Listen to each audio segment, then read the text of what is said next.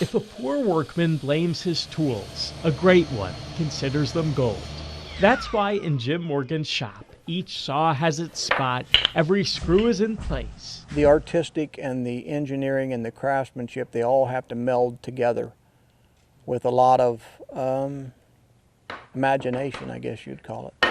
For nearly his entire adult life, Jim has spent his time helping others keep track of theirs.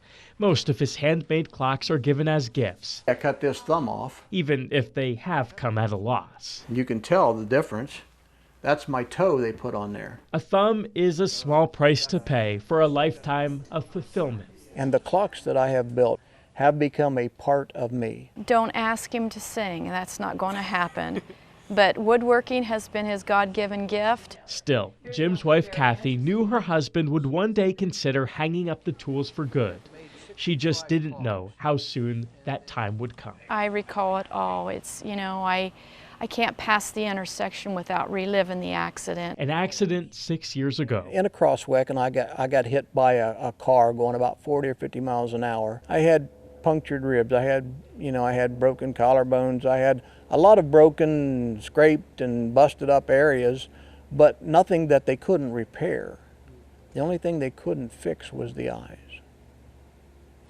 Blind but happy to be alive, Jim considered his clockmaking days done. True enough. Or so he thought. For a while. Turns out what you lack in sight can be made up for with pure will. You can do more than you think you can, but you've got to apply yourself. To be fair, Jim had been so skilled at making clocks before the accident, he probably could have done so with his eyes closed then. After some practice, he now continues both day and night. It's really eerie, like if I would wake up in the middle of the night and I realize he's not in bed, I'll go hunting for him. And to open that door in the middle of the night to complete darkness and know that he's in there running saws, it's an eerie feeling. 66 clocks later, what's strange to Kathy is just normal for Jim. Each thing that Jim does gives him a little more confidence. This one is African mahogany. Gives us all more joy.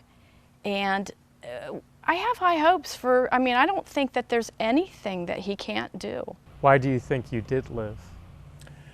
Well, I think I had a purpose. A purpose to show you don't need sight to see far beyond the limits of life. In Fort Myers, Sean Martinelli, NBC2.